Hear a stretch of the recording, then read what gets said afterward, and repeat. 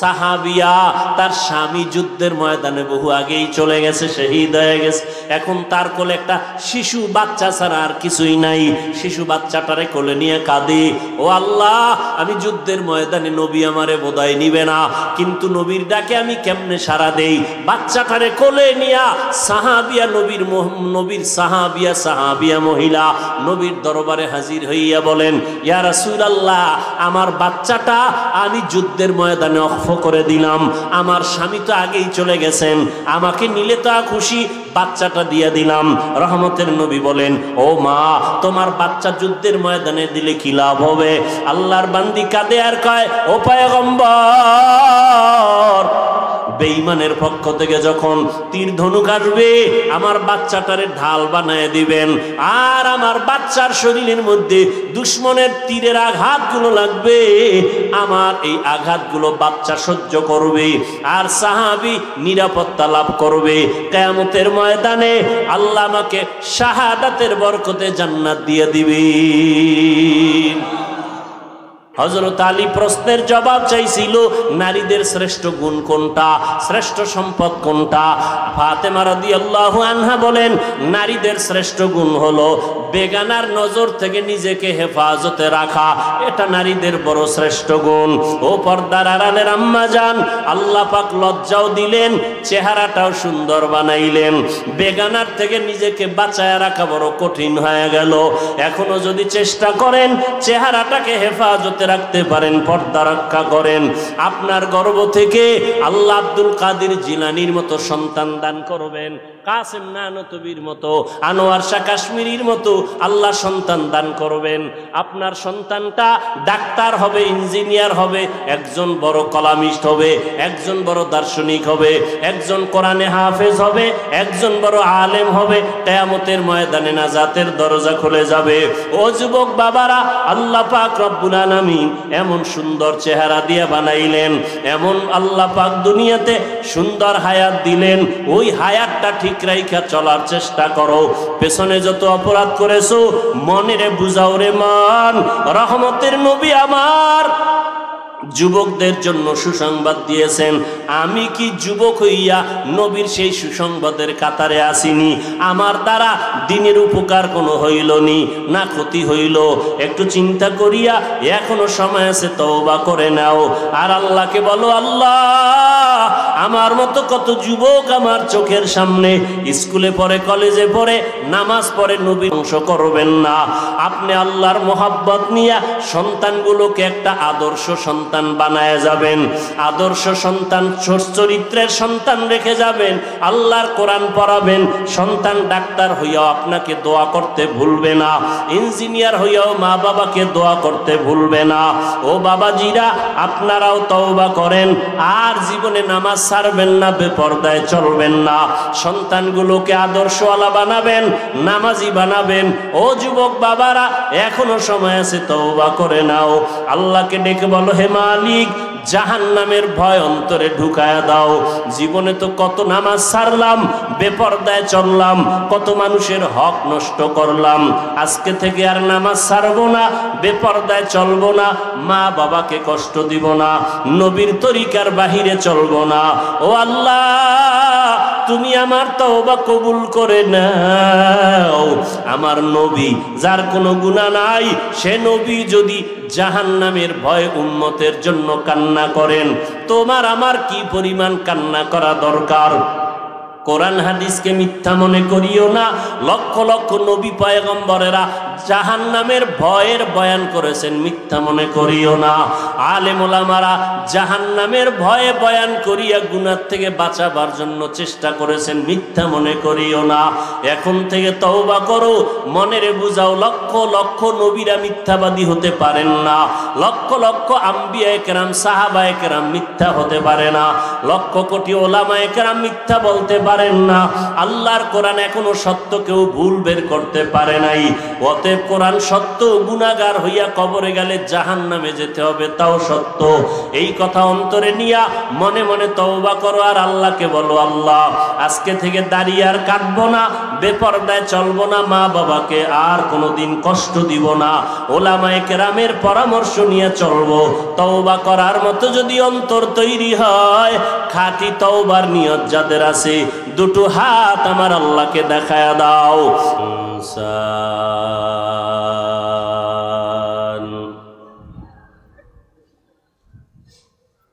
ونشهد أن لا إله إلا الله وحده لا شريك له لا ضد له ولا ند له ولا مثل له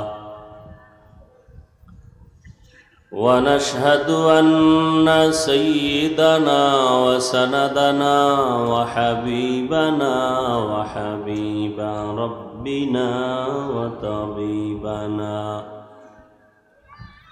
وطبيب قلوبنا ومولانا محمدا عبده ورسوله أرسله بالحق بشيرا ونذيرا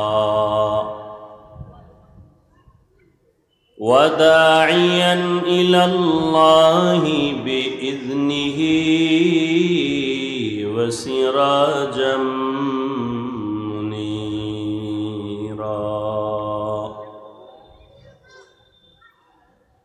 اللهم صل على محمد النبي الأمي وعلى آله وسلم تسليما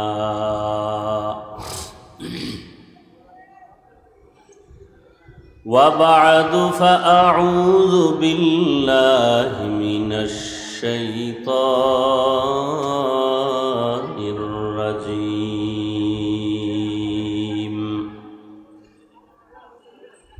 بسم الله الرحمن الرحيم يا أيها الذين آمنوا اتقوا الله وقولوا قولا سديدا يصلح لكم أعمالكم ويغفر لكم ذنوبكم ومن يطع الله ورسوله فقد فاز فوزا عظيما وقال النبي صلى الله عليه وآله وسلم من يضمن لي ما بين لحييه وما بين رجليه أضمن له الجنة أو كما قال النبي عليه الصلاة والسلام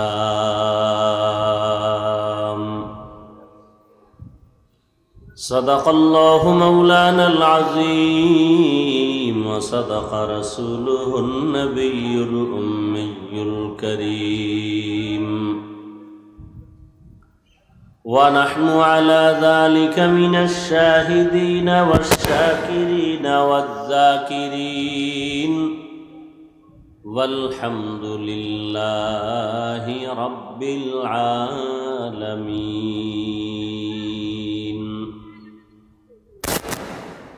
سبحانك لا علم لنا إلا ما علمتنا إنك أنت العليم الحكيم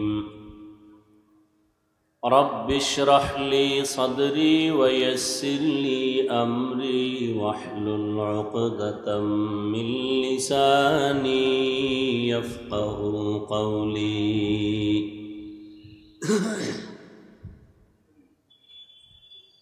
निगाह मुमिन से तू बदल जाती है तकदीर, निगाह मुमिन से तू बदल जाती है तकदीर। ये बंदा की कुव्वत नहीं कुदरत का इशारा, ये बंदा की कुव्वत नहीं कुदरत का इशारा। ऐ मर्द खिरद तर्क मासी की ज़रूरत, ऐ मर्द खिरद तर्क मासी की ज़रूरत। अब सोहबत सालेह की सवा कोई नहीं चारा, अब सोहबत सालेह की सवा कोई नहीं चारा। मरदूद है पीछे हमें खबर नहीं लेकिन, मरदूद है पीछे हमें खबर नहीं लेकिन।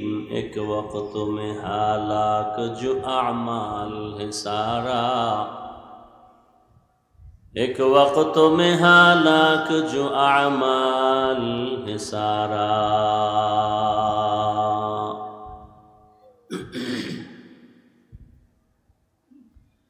শান্তিপুর মধ্যপাড়া কেন্দ্রীয় জামে মসজিদ কর্তৃক আয়োজিত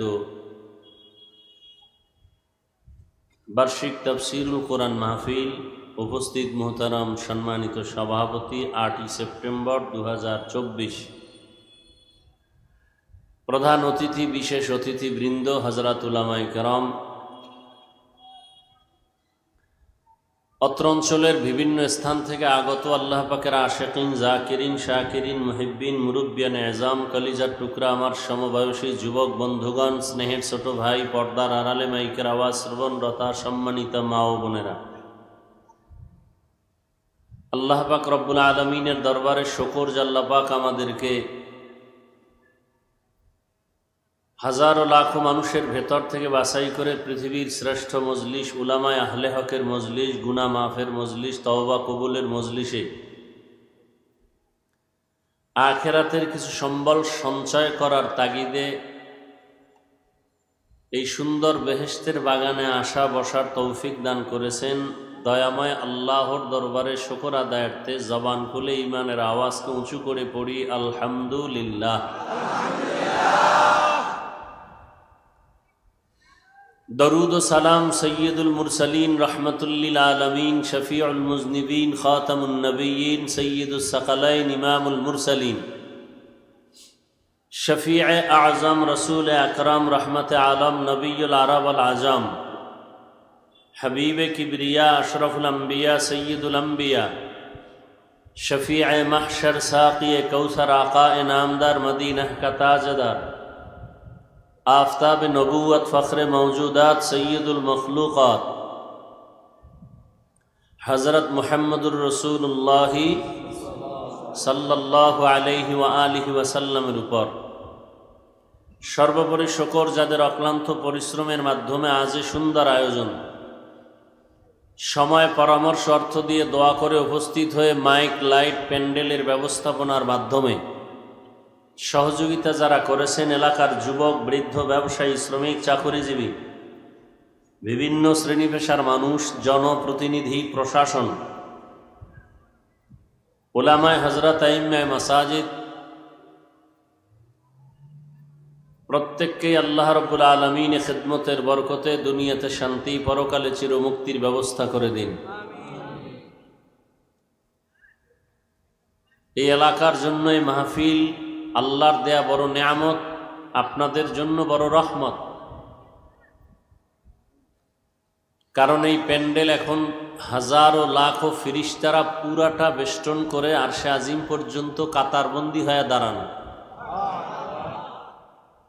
যতক্ষণ এই প্যান্ডেল থাকবে, বয়ান চলবে, ততক্ষণ আল্লাহ পাকের রহমত অনবরত অবতীর্ণ হতে থাকবে। একজনের আমল নামায় ভুলেও ফেরেশতারা একটা গুনাহ লিখবেন না। এখানে বসার পরে নিয়ত শুদ্ধ করে যদি বয়ান শুনেন, কোরআন হাদিসের ইলম অর্জনের নিয়তে, একটা মাসআলাও যদি শিখতে পারেন তো 100 নফল রাকাত নামাজের থেকেও বেশি সওয়াব। অনেকগুলো দ্বীনের মাসআলা মাসাইল যদি শিখতে পারেন আমলের নিয়তে তো 1000 রাকাত নফল নামাজের থেকেও বেশি সওয়াব। নবীজি বলেন এক হাদিসের মধ্যে যে উলামায়ে আহলে হকের মোলাকাতের জন্য যারা ঘর থেকে বের হয় প্রত্যেকের সাথে 70,000 রহমতের ফিরিস্তার একটা কাফেলা আল্লাহ দিয়ে দেন। যতক্ষণ আপনি এখানে থাকবেন ফেরেশতারা আপনার মাগফিরাত কামনা করবে, অর্থাৎ গুনাহ আল্লাহর কাছে মাপ চাবে। আল্লাহ ফেরেশতাকে জিজ্ঞাসা করতেছেন, এই প্যান্ডেলে যারা বসছে এরা কারা? আল্লাহ চিনেন না কারা? জানেন না?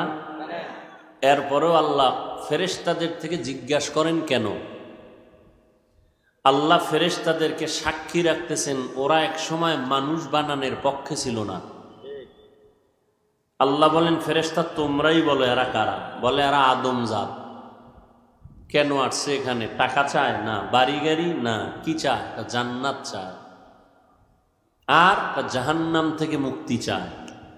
আর কি চায়? আপনার মোলাকাত চায়। এরা আমার জান্নাত দেখছে? কয় দেখে নেই। যদি দেখতো তো পাগল হয়ে যেত। এই মানুষগুলো কি জাহান্নাম দেখছে কখনো? কয় না, দেখে নাই। যদি দেখতো তাহলে জীবন দিয়ে ভাগার চেষ্টা করত। আমি আল্লাহকে দেখছে? কয় দেখে নাই। যদি দেখতো তাহলে বুক ফেটে মেরে যাইত। আল্লাহ কয়, ফেরেশতা যেই মানুষ বানাইতে নিষেধ করছিলা সেই মানুষ আমি আল্লাহকে না দেখে, জান্নাত না দেখে, জাহান্নাম না দেখে, গুনার ভয়ে, নেক আমলের আশায়, বসার বিছানা ভালো না, খানা দানা নাই, কে ধনী কে গরিব, কে ছোট কে বড়, সব একাকার হয়ে আছে, নির্ভয় বসে আছে। দুনিয়ার টাকাওয়ালারা এরকম মানুষ জমাইতে চাইলে এমপি মন্ত্রীরা কত র্যাব লাগতো, ভয় কোন দিক থেকে গুলি আসে। আপনাদের কোনো ভয়? আলহামদুলিল্লাহ আমাদেরও কোনো ভয় নেই। কোন সরকার গেল আর কে আইলো এ চিন্তা আপনার আছে, আমাদের নেই। কি কোন আলেমের আছে? আমরা আগেও কোরআন হাদিসের কথা বলি, মানুষকে জাহান্নাম থেকে বাঁচানোর বয়ান করি, জান্নাতের বয়ান করি, এখনো করব। যে আল্লাহ মানে না, রসুল মানে না, সে আমাদের বন্ধু না। ক্লিয়ার? আর আপনাদের কি? যে আপনাদেরকে টাকা পয়সা দেবে না সে আপনাদের বন্ধু না, যে দিবে সে বন্ধু। চাই সে সুদ খায়, ঘুষ খায়, হারাম খায়, ও নিয়ে টেনশন নেই। আর আমগো যদি বাড়ি করে দিমু, আগে জিজ্ঞাসা করি টাকা হালাল না হারাম। তোমার হারাম টাকার বাড়ি দরকার নাই, এক তুফানে 1 সেকেন্ডে বাড়ি ধ্বংস হয়ে যাবে। ওই বিল্ডিং লাগবে না, খেরের ঘর ভালো, যেটা আজীবন থাকবে। এই ঠিকটা কাজে লাগাইলে তো জান্নাত রেডি। কাজে লাগাইতে পারছেন? পারলে তাহলে আওয়ামী লীগ গেল, এরপরও কেন মানুষের ঘুম হারাম, চাঁদাবাজি হয়, কেন ঘরে আগুন লাগে, কেন মারপিট হয়, কেন জুলুম হয়? বিষয় কি? আসমানের ফেরেশতারা মনে হয় এগুলো করতেছে নাই না। আল্লাহ জুলুম থেকে আমার দেশ, আমার জাতিকে কুদরতের হাতে হেফাজত করুন। গতকাল প্রথম বয়ান করেছিলাম ঢাকাতে, উমরা থেকে এসে বলেছিলাম 2টা অপরাধ করলে শাস্তি হবে মরার আগে। মরার পরে না আগে? কয় অপরাধ? প্রথম অপরাধের নাম জুলুম। জুলুম করার পরে শাস্তি মরার আগে না পরে? টের পাননি কিছু? আপনারটাও হবে। আপনি যে ভাইয়ের সাথে জুলুম করছেন আপনারটাও হয়ে যাবে, টের পাইবেন না, মাইয়ের পাও ভাঙ্গে যাইব, আপনি বুঝতেও পারবেন না যে ভাইয়ের জুলুম করছো, এই জুলুমের বিচার শুরু। দোকানে আগুন লাগবে কেন? ওই যে জুলুম করছো কর্মচারীর সাথে, জুলুম করেছো মা বাবার সাথে, জুলুম করেছো শিক্ষকের সাথে। এরকম ছাত্র আছে যারা শিক্ষকদের সাথে জুলুম করে। জুলুম 3 প্রকার। কয় প্রকার? আল্লাহর সাথে জুলুম করা, নিজের সাথে জুলুম করা, অন্যের সাথে জুলুম করা। আল্লাহর সাথে জুলুমের নাম শিরিক। আল্লাহ শিরিকের জুলুম থেকে আমাদের হেফাজত করুন। আল্লাহ কয়জন? খুব ভেবেচিন্তে বলেন, আল্লাহ কতজন? আল্লাহ যে এক, কোন দিক থেকে এক? রিজিক দেওয়ার বেলায় আল্লাহ একটু দুর্বল, সেখানে গ্রামীণ ব্যাংকের সহযোগিতা লাগবে, এনজিও লাগবে, লোন উঠাইতে হবে। হ্যাঁ, তাহলে রিজিক দেওয়ার বেলায় আল্লাহ, হায়াত দেওয়ার বেলায় আল্লাহ। অমুক দল ক্ষমতায় থাকলে আমরা মরে যাব, অমুক দল আসলে বাঁচবো, হায়াত মৌতের মালিক দল না আল্লাহ। তো চাপাবাজি কেন করেন যে অমুক দল আসলে মরে যাব, অমুক দল না থাকলে আমরা বেঁচে থাকব? রিজিক দেওয়ার মালিক এককভাবে আল্লাহ, হায়াত দেওয়ার ক্ষেত্রে এককভাবে মালিককে, সম্মান দেওয়ার ক্ষেত্রে মালিক এক আল্লাহ, আমাদেরকে সুস্থ রাখার ক্ষেত্রে মালিক কয় আল্লাহ? যেই এক আল্লাহ রিজিক দেন, নাকি আপনাদের ধারণা থাকলে বলতে পারেন যে না, রিজিক দেওয়ার ক্ষেত্রে অন্যেরও কিছু অংশ আছে, ছেলে কিছু দেয়। কেন? অনেকে বলে না, ছেলে যদি চাকরি না করতো না খাইয়া মরে যাইতাম, বলে না? না খাইয়া মরে যাওয়ার ক্ষমতা ছেলের হাতে, চাকরির হাতে, সার্টিফিকেটের হাতে। আমগো তো কোনো সার্টিফিকেট নাই। হাটহাজারীর হুজুর রাহিমাহুল্লাহ তাকে ধৈর্য বান্ধে এরপরে সার্টিফিকেট বা সনদের স্বীকৃতি দিছিল। ওই সনদ কি আমগো টাকা দেয়? কথা বলেন, কিচ্ছু না। কই, আমরা না খায় মরছি। পৃথিবীতে কোরআনওয়ালা ওলামায়ে কেরামের মতো সম্মানেও কেউ নাই, শান্তিতেও কেউ নাই। শান্তি দেওয়ার মালিক আল্লাহ, সম্মান দেওয়ার মালিক আল্লাহ। জীবন তো আছে আপনার, তবে আল্লাহর কাছে আজকে থেকে নতুন করে দোয়াটা করবেন। যারা বুঝেন নাই করেন, আজকে থেকে করিয়েন। আল্লাহ, সম্মানের জীবন চাই। কি সম্মান? কি জীবন? দ্বিতীয় পাশাপাশি বলবেন, আল্লাহ, সম্মানের রিজিক চাই। কানে থাপ্পড় দিয়া রিজিক দিবে, ভাত দিবে, ওই ভাত চাই না। জেলখানায় ঢুকায় 2টা রুটি দিবে, সে রুটি চাই না। আমার ছেলেকে হাত করা লাগায় এরপরে আমাকে খানা দিবে, মিষ্টি খাওয়াবে। জেলখানায় রিমান্ডের মার দিয়ে আবার নাস্তার প্লেটে গিয়ে একসাথে ভাত খাওয়াবে, সে খানা চাই না। কি খানা চাই? ইজ্জতের খানা চাই। আমরা মসজিদে উলামায়ে কেরাম যা পায় সম্মানের সাথে পায় না। তুলনামূলক কিন্তু আপনাদের থেকে কম। আপনাদের মাসে কামাই 50,000, হুজুরের 10,000, 6 মাস বাকি, ঠিক নি? কিন্তু সম্মানটা কেমন হিসাব করেন তো? আপনার 50,000 না 50,000 কোটির থেকেও বেশি। সম্মানের রিজিক আল্লাহ সবাইকে দান করেন। তাহলে যে এক আল্লাহ রিজিক দেন, এক আল্লাহ হায়াত দেন, সে এক আল্লাহকে সেজদা দেওয়া উচিত না? সেজদা আর একজনে পায় কেন? পায়নি? সোনার বাংলায় সেজদা আরো কেউ পায় না? পায় না? আচ্ছা, আমাকে একটু বলেন তো, আল্লাহ তো একজন, সবাই স্বীকার করলেন। আল্লাহ ছাড়া যা আছে এদেরকে আরবি ভাষায় এক বচনে বলে মাখলুক, বহু বচনে বলে মাখলুকত। আর সমস্ত মাখলুকতের মধ্যে শ্রেষ্ঠ মানুষ, এ কথা আপনার একমত না জিন? আমার সাথে একটু জবাব দেন। শ্রেষ্ঠ কি জিন না মানুষ? ফেরেশতা মানুষের থেকে শ্রেষ্ঠ? এবার বলেন তো মানুষ কিসের সৃষ্টি? জিন আগুনের, ফেরেশতা নূরের সৃষ্টি শ্রেষ্ঠ না মাটির সৃষ্টি মানুষ শ্রেষ্ঠ? সিদ্ধান্ত কার?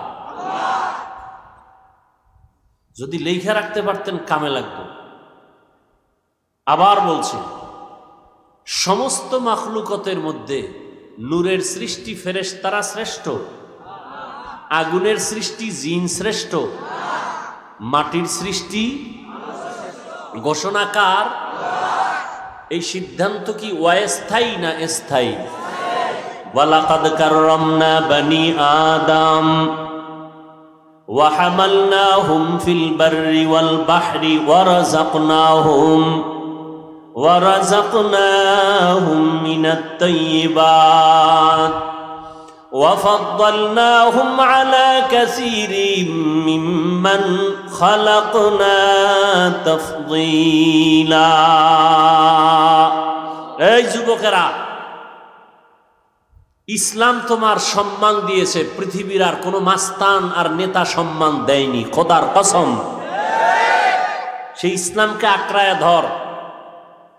মাত্র আন্দোলন কইরা সাকসেস হওয়া এটা সাকসেস না, তোমার জীবনকে সফল করো। সফলতার রাস্তা এখনো বহুত দূর। যুবকের ধাক্কা, যুবকের মিশন বড় সফলতার মিশন। নবীজি বলে গেছেন, বুড়ারা আমি মুহাম্মদের বিরোধিতা করেছে, যুবকরা উপকার করেছে। বুড়ারা কি করছে? এই বুড়ারা এখানে যারা আছে এরাও ফাঁকে ফাঁকে করে। জুয়ানরা নামাজ পড়তে চাইলে কয় এত নামাজ লাগে না, দাড়ি রাখতে চাইলে কয় বয়স হয় নাই, রোজা রাখতে চাইলে আব্বা আম্মা কয় শরীর নষ্ট হয়ে যাবে। কার্টুন দেখতে দেখতে সারা রাত মোবাইলে চ্যাটিং করতে করতে শরীর শেষ, গাল শেষ, চেহারা কার্টুন হয়ে গেছে। রোজা রাখলে চেহারা নষ্ট হবে, মোবাইল চালায় যে সারা রাত ঘুম নষ্ট করে চেহারা নষ্ট করলো। আব্বাজান এবার কোন মেডিসিন দিয়া চেহারা ভালো করবেন? বাবার কাছে কোনো জবাব নাই। জবাব দিবেন না হয় ভিডা রেডি হাসরের মাঠে, কোরআনের আয়াত। পালাবার কোনো সুযোগ? সন্তান আল্লাহর কাছে বাবার বিরুদ্ধে মামলা দায়ের করবে, রব্বানা ইন্না আতা'না সাদাতানা ওয়া কুবারানা ফাআদাল্লুনাস সাবিলা। আল্লাহ কইবে এই নামাজ পড়ো নাই কেন? ছেলে কইবে আল্লাহ আমার কোনো দোষ নাই, আব্বা আম্মার দোষ। মা বাবায় নামাজের খবর নেয় নাই, নাস্তা করছি কিনা খবর নিছে টেলিফোন করে। বাবায় ওয়াজে গেছে আমারে ডাকে নাই, নামাজের কথা বলে নাই, রোজার কথা বলে নাই। ঔষধটা টাইম মতো খাইছি কিনা বাবায় জিজ্ঞাসা করছে, শরীরটা ভালো কিনা জিজ্ঞাসা করছে, নামাজ পড়ছি কিনা জিগায় নাই। ও আল্লাহ আমার কোনো দোষ নাই, মা বাবারে গ্রেফতার করো। কোরআনের আয়াত, সূরা আহজাব 67 নম্বর আয়াত। এজন্যই তো ইসলাম বলে, ও সন্তানের মা বাপ, 7 বছর যখন সন্তানের বয়স হবে তখন সন্তানের নামাজের মুসাল্লায় দাঁড় করায় দাও। 10 বছর যখন হবে একটু শাসন যদি করা লাগে শাসন করায় নামাজ পড়াও। ছোট থেকে তৈরি করে নাও, বড় হলে কন্ট্রোলে রাখতে পারবা না। বড় হলে কন্ট্রোলে রাখা, 7 বছর থেকে ট্রেনিং দাও নামাজে, কারণ মুসলমানের জন্য বড় পরিচয় নামাজ। ক্বালান নবিয়্যু সাল্লাল্লাহু আলাইহি ওয়া আলিহি ওয়া সাল্লাম, বাইনাল আবদি ওয়া বাইনাল কুফরি তারকুস সালাহ। পয়গম্বর বলেন, মুমিন আর বেঈমানের মাঝে ব্যবধান হলো নামাজ।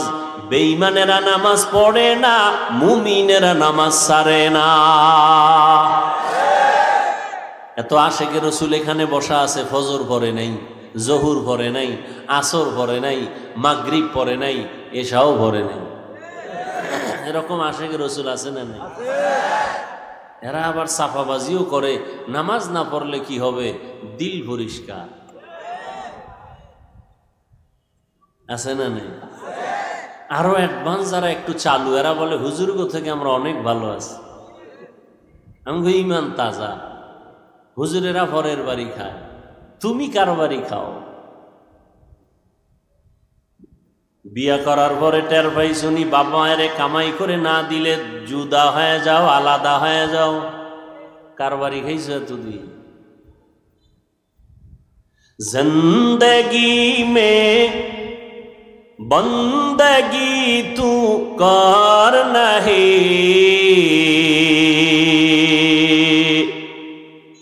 জিন্দগি মে বন্দগি তু কর নহি, জিন্দগি বে বন্দগি শর্মিন্দা হে, জিন্দগি বে বন্দগি শর্মিন্দা হে। আপনাদের ঘুম আসতেছে?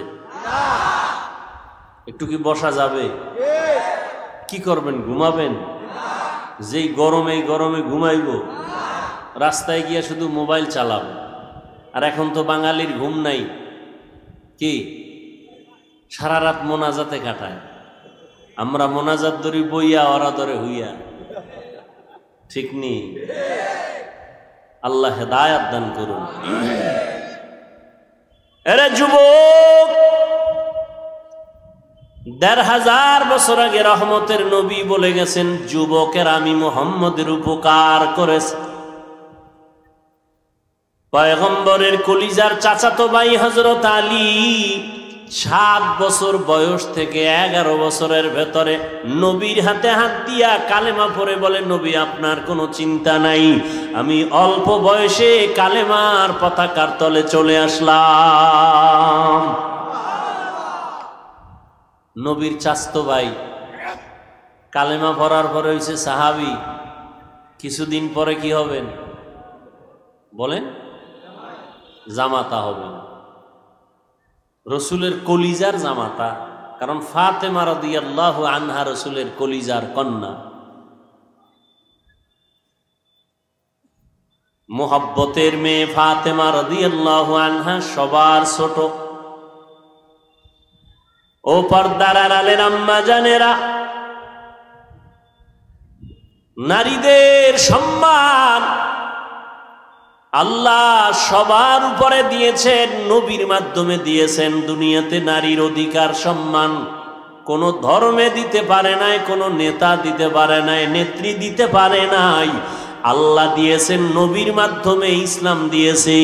ইসলামের দেওয়া সম্মান অধিকার যারা একটু উল্টা পাল্টা করে মন গড়া দিতে চাইছে, এদের দ্বারা নারীর সম্মান হয় নাই, হয়েছে নারীরা অপমান।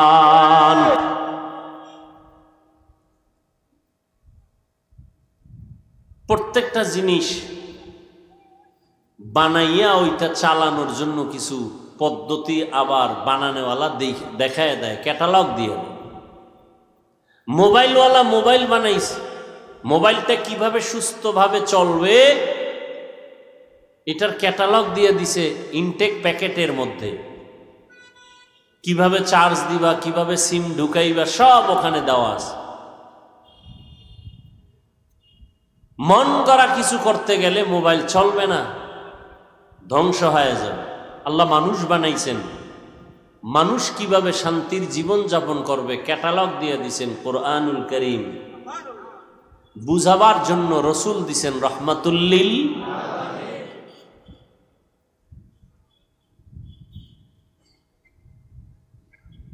হায় তো আল্লাহর শুকর আদায় করতে গিয়ে আমি অনেক দূরে চলে আসলাম, যে আজকে সুন্দরভাবে বয়ান শুনতেছি, বয়ান করতেছি, ঝামেলা নাই। কিয়ামত পর্যন্ত আল্লাহ যেন এভাবেই দ্বীনের কথা উম্মতকে বলার মতো, শোনার মতো ঝামেলা মুক্ত ব্যবস্থা করে দেন। এক নেতার নাম দিলে আর এক নেতা বেজার, কি মাহফিল বন্ধ। ওলামায়ে কেরামের নাম হবে সবার উপরে, আর কারো নাম দরকার নেই, কি?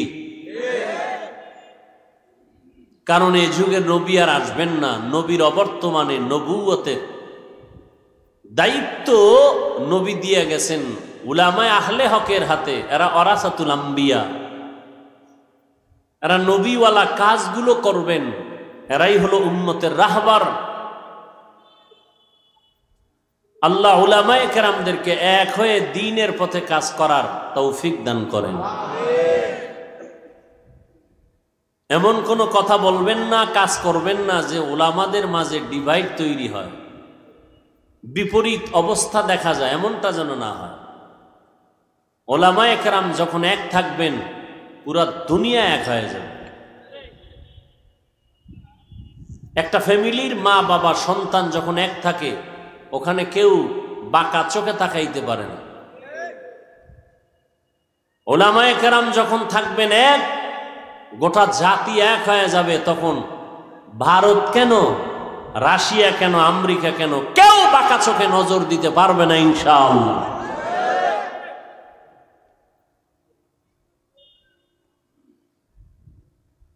কোরআনে হাকিমের সূরা আহজাবের আমি 2টা আয়াত পড়েছি রাসূলের হাদিস থেকে, এটা ছোট্ট হাদিস পড়েছি। বেহেশতের বাগানে বসছেন বড় দামি, এখানে বসার সাথে সাথে জীবনের সব গুনাহ মাফ হয়ে গেছে। ধৈর্যের সাথে যদি একটু সময় দেন তো আমি আলোচনা করব, উঠা বসা করলে মোনাজাত দিয়ে চলে যাব। কারণ এটা কোনো নাটকের প্যান্ডেল না যে মন চাইলে বসবেন, মন চাইলে উঠবেন, মন চাইলে চা খাবেন, মন চাইলে পান খাবেন না। এটা এমন কোনো নাটকের মঞ্চ না, এটা এমন বরকতের মজলিস বলা যায় না। এখান থেকে কেউ হেদায়াত পেয়ে বাড়ি যাবে, ওলির খাতায় আল্লাহ নাম উঠায় দিবেন।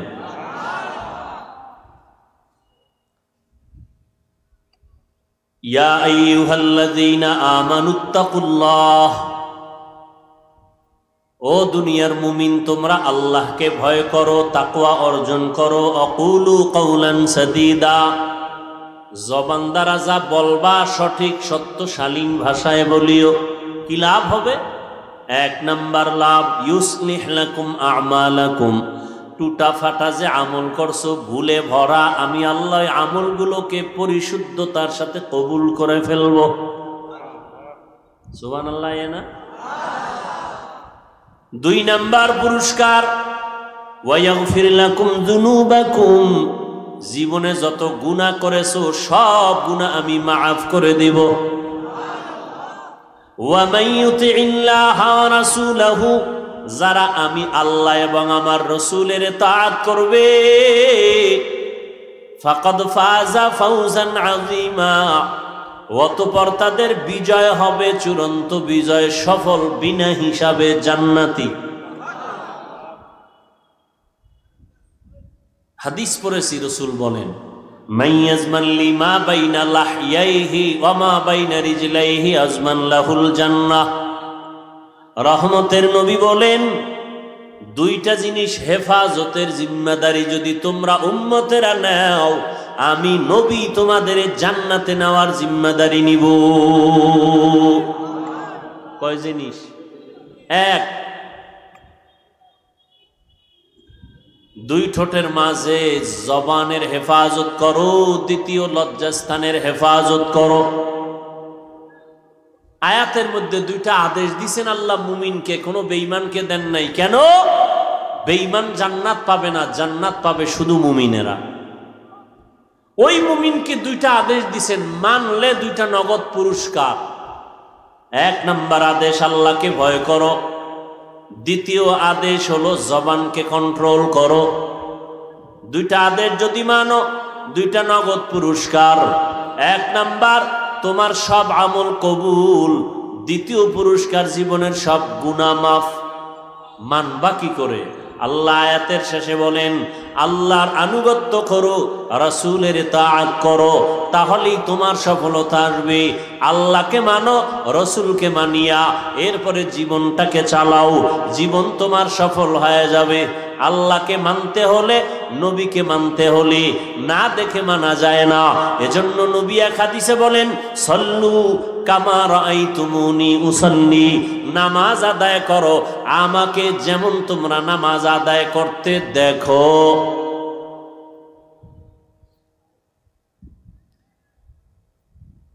নবীকে যেমন নামাজ আদায় করতে দেখো তেমন তোমরা আদায় করো। কিতাবে দেখো, নবী বলেন নাই, বলছে আমাকে দেখো, কিতাবে না। কারণ কিতাবে অনেক কিছু আছে বুঝবা না, বুঝার মেধা নাই। আমি নবী যেভাবে বুঝাই ওইভাবে বুঝো। কিতাব যদি একা একা বুঝতে যাও সম্ভব হবে না।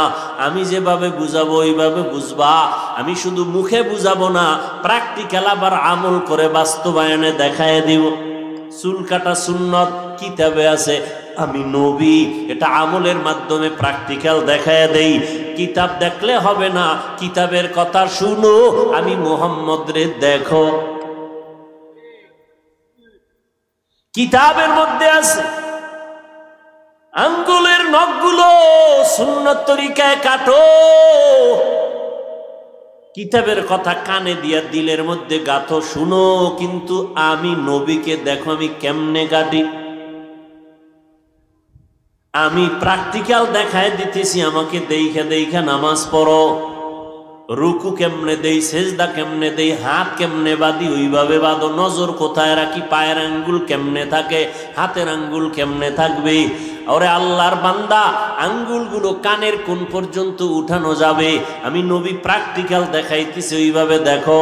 এই উম্মতেরা বলবে নবীরে দেখা যায় না, আমরা কেমনে নবীর অনুসরণ করি দেখব। নবী কয় আমারে যারা দেখছে তাদের দেখো। নবীরে দেখছেন সাহাবায়ে কেরাম, সাহাবায়ে কেরামদের দেখছেন তাবেঈন, তবে তাবেঈনদেরকে দেখছেন তাবে তাবেঈন, তাদের দেখছেন উলামায়ে মুতাকাদ্দিমিন, তাদের দেখছেন উলামায়ে মুতাখিরিন। এইভাবে উলামায়ে কেরাম দেখছেন। দেখতে দেখতে এই পর্যন্ত আসছে। ও উম্মত, তোমরা যারা আলেম না, কোরআন হাদিসের আরবি বুঝো না, ব্যাখ্যা বুঝো না, তোমরা বয়ান শুনো আর টুপি মাথায় দেওয়া সুন্নত, দাড়ি রাখা নবীর আদর্শ, জামা পরা নবীর সুন্নত, পানি 3 শ্বাসে পান করা নবীর সুন্নত, কেমনে গেলাসটা ধরবা, কেমনে পানি পান করবা। হুজুরদের বয়ান শুধু কানে শুনবা, দিলে ঢুকাইবা, আর আমলের বেলায় আলেমদের দেইখা দেইখা আমল করবা। ইলমে রা'জাজু করদান বেহিসাব, খলকে রাদাদান জওয়াবে বাসওয়াব, হক না দারদ দোস্তে খলকা জানেরা, নিস্তে ই খাসলত একে দিনদারেরা। কিতাব দেখে সম্ভব। হুজুরেরা যেমন আলেমরা কিতাব বুঝাবে, কোরআন বুঝাবে, ওইভাবে বুঝো। মন গড়া বুঝলে বেজালে পড়বা। ওয়ালা দল্লিন মানে গোমরাহির থেকে আল্লাহ পানা চাই। দল্লিন দল্লান মানে গোমরা, পথভ্রষ্ট। এই তরজমা, এই শব্দ আর এক কোরআনে আরো জায়গায় আছে না নাই?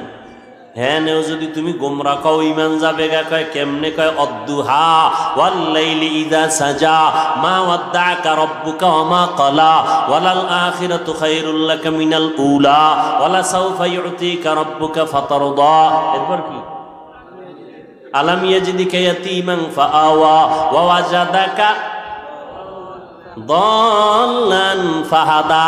আল্লাহ কয় নবী আমি আপনাকে পাইছি দল্লানের ভেতরে, হেদায়াত দিলাম। দল্লিন দল্লান মানে গোমরা, পথভ্রষ্ট। এখন আপনি যদি তরজমা করেন ওয়াজাদাকা দল্লান ফাহাদা, নবী আপনাকে দল্লান দল্লিনের মধ্যে পাইছি মানে গোমরা। কি অলাদ দল্লিনের অর্থ গোমরা, ওই শব্দ এখানে আসছে। এখন নবীর বেলায় কি বলবা? নবীও গোমরা, ইমান থাকবে? এজন্য নিজে নিজে খবরদার পণ্ডিতি করবা না। যারা পণ্ডিতি করছে তারা ধ্বংস হয়ে গেছে, নবী মানে নাই, ধ্বংস হয়ে গেছে। আর এক দল নবী মানছে, কিতাবের দ্বারে নাই, তারাও ধ্বংস হয়ে গেছে। বর্তমান দুনিয়াতে একদল অতি আবেগে বলে আমরা পীর ভক্ত, পীর যা কয় তা মানি, কোরআন কি কয় বুঝি না, মানিও না, তারাও ধ্বংস, গোমরাহ। আর এক দল বলে আমরা কোরআন হাদিস অনুযায়ী চলবো, কোনো হুজুর মানি না, আলেম মানি না, ব্যক্তি মানি না, তারাও গোমরাহ। আর যারা বলবে কোরআন মানি, হাদিস মানি, কোরআন হাদিসের কষ্টি পাথরের সঠিক আলেম যারা, তাদেরও মানি, তারা সঠিক। মেরা এজাজু করদন বেহিসাব খলকে রাদাদন জওয়াবে বাসওয়াব হক নাদারত দোস্তে খলকা জারেরা নিস্তে ই খসলত একে দিনদারেরা। ও যুবক, রহমতের নবী বলেছেন যুবক নবীর উপকার করেছে। ও যুবক বাবা, আজকে যদি তোমার দ্বারা নবীর উপকার নাও হয়, আমি পায়ে হাত রেখে অনুরোধ করব নবীর দিনের ক্ষতি যেন না হয়। উম্মতে নে কি নাদারি বদমকুন বরওয়াজুদে খদসতম্বে হাদমকুন। পারলে উপকার করো, না পারলে চুপ করে বসে থাকো, ক্ষতি করা যাবে? খবরদার তোমার দ্বারা যেন ক্ষতি না হয়। তুমি দাড়ি রাখতে পারো না, এজন্য তোমাকে গালি দেওয়ার অনুমতি ইসলামে নাই। ভালো করে মনে রাখিস, লেখা রাখিস, দাড়ি রাখো নাই, গালি দেওয়ার কিন্তু অনুমতি নাই। কারণ দাড়ি না রাখা এক জিনিস, দাড়ি অপছন্দ করা আলাদা জিনিস। একজনে দাড়ি রাখে না, হুজুর দোয়া চাই, রাখতে মনে চায়, চেষ্টা করব, একে গালি দেওয়া যাবে না। আর একজনে কয় দাড়ি পছন্দ করি না, তাকে ছাড় দেওয়ারও সুযোগ নেই। খুব কঠিন জিনিস, খুব কঠিন। একজনে দাড়ি রাখে না, তাকে গালি দেওয়া যাবে না। আগে বুঝতে হবে সে কি মন মানসিকতাটা কেমন, সে কি রাখতে চায় না বিরোধিতা করে। যে বিরোধিতা করে সে রসুলের প্রকাশ্য দুশমন। আর যে রাখার মন মানসিকতা আছে, ইনশাআল্লাহ আশা করা যায় তওবা করে জান্নাতি হয়ে কবরে যেতে পারবে। টুপি মাথায় দেন নাই, গালি দেওয়ার অনুমতি নেই। হ্যাঁ, যদি বিরোধিতা করেন তাহলে আর ছাড় নাই। ও যুবক, তোমার দ্বারা যেন দ্বীনের ক্ষতি না হয়, পারলে উপকার করিও, নামাজের দাওয়াত দিও। নিজে নামাজ পড়তে না পারলেও অন্যকে বলিও ভাই আমি তো নামাজ পড়ি না, তুমি যাও, তুমি নামাজি, গল্প পরে হবে, আগে নামাজ পড়ে নাও। তোমার কারণে তোমার গল্পের পাল্লায় পড়িয়া ভিন্ন যুবকের নামাজ যেন নষ্ট না হয়। তুমি পারলে উপকার করিও, না পারলে একা একা বৈশা বিড়ি টানিও, তারপর আর একজন ভাইয়ের নামাজের ক্ষতি করবা না। নিজে পারলে দাড়িটা লম্বা করিও। লক্ষ লক্ষ নবী সাহাবায়ে কেরাম কেউ দাড়ি ছাড়া ছিলেন না, সমস্ত নবীরা দাড়িওয়ালা। এমনকি ফেরাউনেরও দাড়ি ছিল বড়। আমরা কি ফেরাউনের দাড়ি রাখিনি? সমস্ত নবীরা দাড়িওয়ালা, সাহাবায়ে কেরাম দাড়িওয়ালা, কেউ দাড়িবিহীন ছিলেন না। তুমি দাড়িটা লম্বা করো, নবী বলেন মুসকে খাটো করো, দাড়ি লম্বা করো। আর আমরা মোসেরে দেখছেন পুরা নবীর সাথে একটা যুদ্ধ লাগাই দিছে। কি বাজ মোসের ভিতরে, ওদিকে দাড়ির উপরে। এখন এই স্টাইল কেউ কেউ রাখে থোতার গোড়ায় স্টাইল। কেউ এরকম কেন? খেলোয়াড়রা তো রাখছে, এই জন্য আমি তার অনুসরণ করি, মোহাম্মদেরটা নয়। নাউযুবিল্লাহি মিন যালিক। আল্লাহ হেদায়াত দান করুন।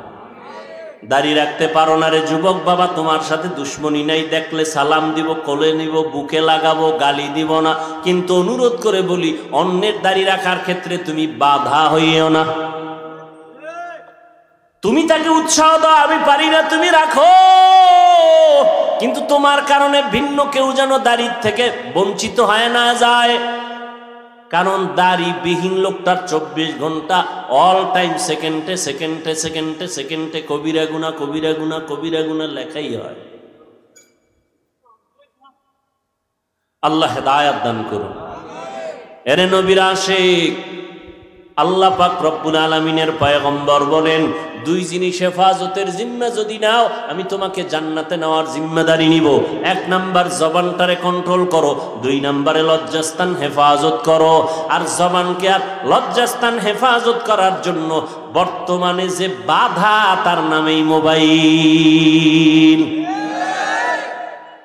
জবান কন্ট্রোল হয়নি মোবাইলে, তো বলেন কি সারা রাত জিকির চলে মোবাইলে, সারা রাত। আল্লাহ হেদায়েত দান করুন। কত বাজে কথা বলেছো। এই যুবকের আল্লাহরে ভয় করিস। দুনিয়াতে কয়দিন হায়াত পাবি এটা আল্লাহ লেখছে না? ও বাবারা বলো না, যুবকরা একটু বলো, নির্ধারণ আছে না নাই? আছে। ঠিক কয়দিন তুমি কত কিলো খানা খাইবা তাও কিন্তু বাজেট আছে, আছে না নাই? ঠিক তেমনি ভাবে তোমার জীবনে কয়টা কথা বলবা তাও বাজেট আছে। এই যুবকের একটু খেয়াল কর, পাও ধরে কই, একটু খেয়াল কর। হায়াতের বাজেট এখনো বাকি, কিন্তু মোবাইলে এত বেশি কথা কইছো, বাজেট শেষ। মরার আগে জবান বন্ধ, মনে রাখো, লিখে রাখো। মরার আগে অনেক মানুষ কথা বলতে পারে না, দেখো নাই? কারণ কি? হায়াতের বাজেট বাকি, কথার বাজেট নাই। এই জন্য হিসাব করে কথা কইও। হযরত ওমর ফারুক মুখের ভিতর একটা পাথরের টুকরা দিয়ে রাখছেন, প্রয়োজন অনুযায়ী কথা বলবেন, অনর্থক কথা যেন বের না হয়, আল্লাহর আদালতে জবাব দিতে। এমনি ওমরের নাম বাঘের বাচ্চা, পৃথিবীর টপ লেভেলের টেরোরিস্ট হযরত ওমর, বিশ্ব সন্ত্রাসী হযরত ওমর। কারণ বিশ্ব নবীকে যে হত্যা করতে যায় সে বিশ্ব সন্ত্রাসী। কিন্তু আজ ওমর হয়ে গেল এত বড় দামি ব্যক্তি যে শুধু মানুষ ভয় করে না, ইবলিস শয়তান ওমরকে ভয় করে। আমগো দেশের এক বাঙালিকা হুজুর, আমারও শয়তান ভয় করে। কেন কয়? আমি ওর থেকে বড় শয়তান। আমি যে আকাম জানি সিফায় গিয়া, এটা শয়তানও জানে না। আল্লাহ হেদায়েত দান করুন। ফাতেমা রাদিয়াল্লাহু আনহার একটা কথা টানছিলাম, মনে আসেনি? সুযোগ থাকলে বলবো, যদি আপনারা ধৈর্য ধারণ করে বসেন ইনশাআল্লাহ। নামাজ তো পড়েন নাই, ফজরটাও পড়বেন কিনে নিয়ে তো টেনশন নেই। এই টেনশন আমাদের, নামাজ পড়তেই হবে। একা একা যাইয়া যদি নামাজটা না পড়ে ঘুমাই, বউও কিছু কইব না ভয়ে, কিন্তু আমার ভিতরে আল্লাহর ভয়, যে এই সম্মান তো আমি টাকা দিয়ে অর্জন করতে পারি নাই, এই সম্মান তো আমার সার্টিফিকেট দেওয়া হয় নাই, সম্মান আল্লাহ দিছেন। যদি আল্লাহকে বেজার করি, আল্লাহ সম্মান ধুলায় মিশাই দিবে। পারেনি আল্লাহ?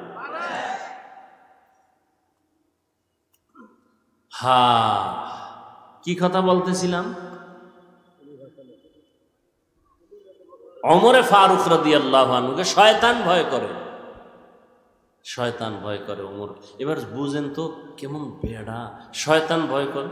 যেই শয়তান আল্লাহর সাথে চ্যালেঞ্জ দিয়েছে, কোরআনের ঘটনা, আল্লাহর সাথে চ্যালেঞ্জ দিছে আদমকে সেজদা দিব না, আর সেই শয়তান ওমরের দেখলে দৌড়, উল্টা দৌড়। কি কয়? আইয়ে। কি আইয়ে? ওই বলার সময় নেই, খালি আইয়ে। সেই ওমর ঈদের দিন, রোজার ঈদের দিন দরজা আটকায় কাঁদতেছে। সাহাবী আবু হুরায়রা রাদিয়াল্লাহু তাআলা আনহু বলেন, ভাই ওমর কাঁদেন কেন? জাহান্নামের ভয়।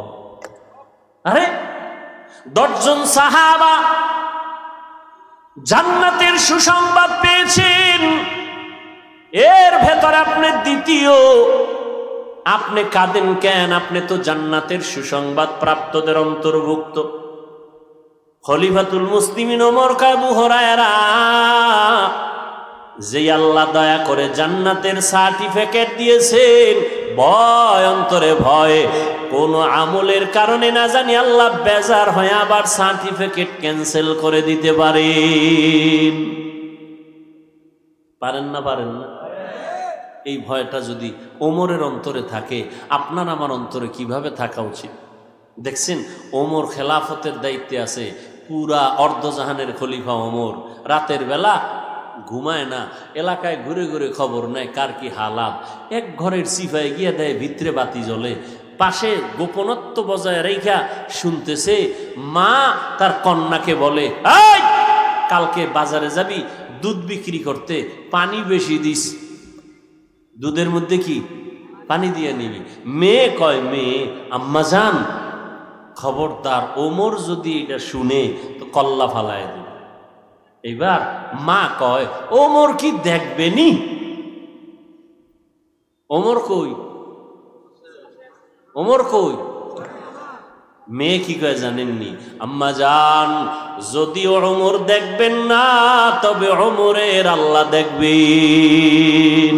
हर के दारद खौफे हक दर दिल मदगम जन्नतुल मअवा देहद उरा मका। एने नबीर आशिक ओ पर्दार आड़ालेर आम्मा जान, ओ যুবক,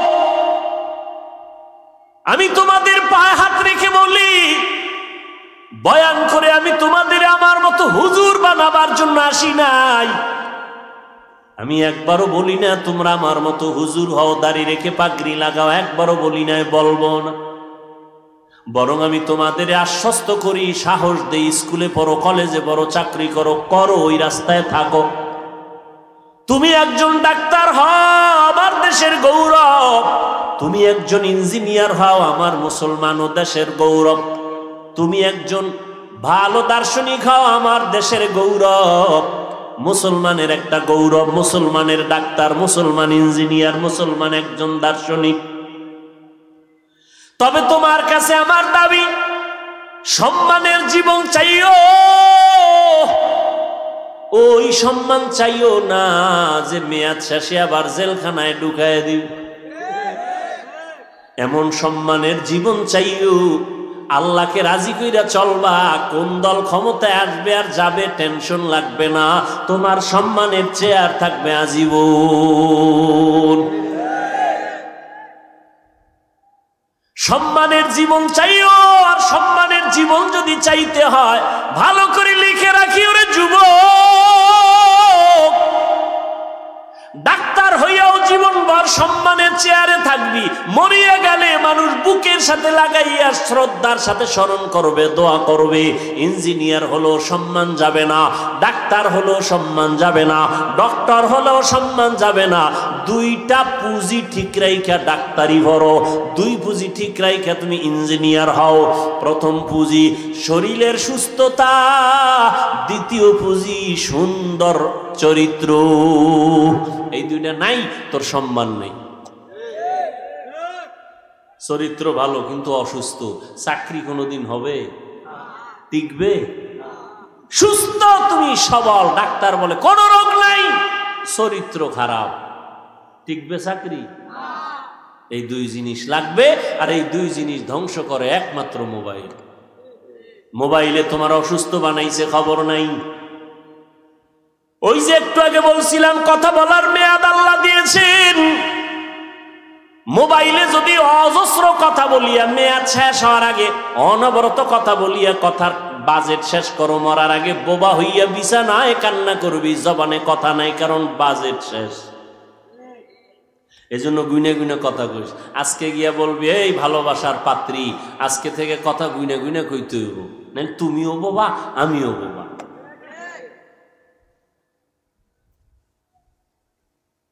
গুইনা গুইনা কথা বলবা, সাবধান, অনর্থক কথা বলা যাবে না। আর যদি বৈধতার লাইনে কথা বলতা, আল্লাহ পাক হয়তো বাজেট বাড়াইতেও পারেন। যদি মায়ের সাথে কথা বলতা, মা একটু কথা বল, শোনার টাইম নাই, আমার টাইম হয়ে গেছে মিস কলে, এখন আর তোমার সাথে কথা বলার টাইম নেই, অথচ মায়ের সাথে কথা বলবা, আল্লাহ খুশি হবেন। বাবার সাথে কথা বলবা, আল্লাহ খুশি হবেন। শিক্ষকের সাথে ভালো আচরণ করবা, আল্লাহ খুশি হবেন। আলেমদের সাথে কথা বলবা, আল্লাহ খুশি হবেন। জিকির করবা, আল্লাহ খুশি হবেন। দরুদ শরীফ পড়বা, আল্লাহ খুশি হবেন, নবী খুশি হবেন। বাজেট কম থাকলে পারে আমার আল্লাহ তার কুদরতি ক্ষমতায় বাড়ায় দিবেন। আল্লাহ পারেননি? কাদেরে কুদরত দারি বরকামাল আনতা রব্বি আনতা হাসবি যুল জালাল। তাহলে সম্মানের ডাক্তার হতে চাও তো যুবকরা? ইনশাআল্লাহ। কি ভাই, আমার কথা কি অযৌক্তিক?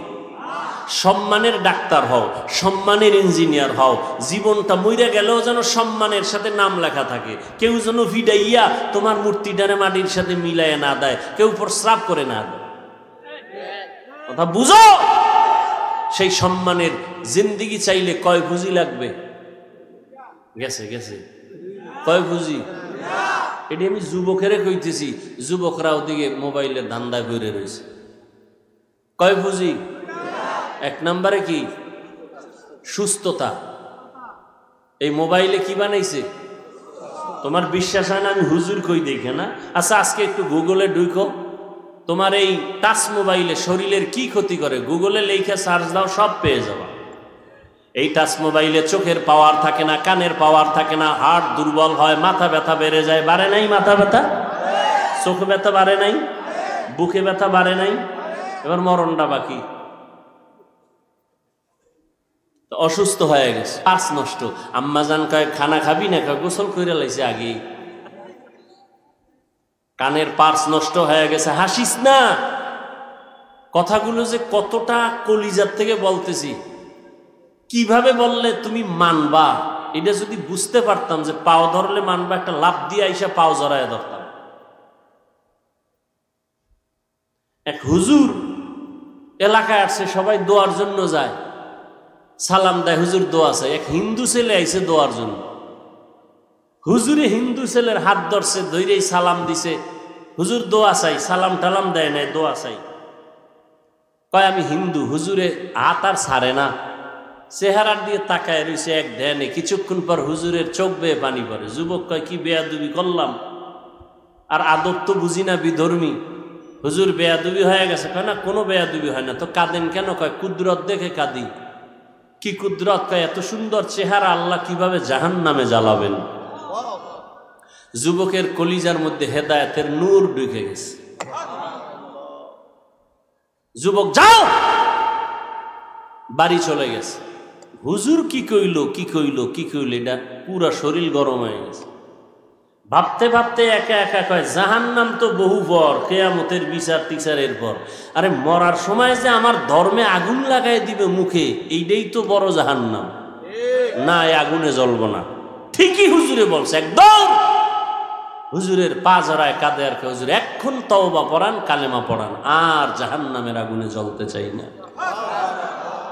মান ইয়াহদিল্লাহু ফাহুয়াল মুহতাদ ওয়া মান ইউদ্লিল ফালান তাজিদা লাহু ওয়ালিয়াম মুরশিদা।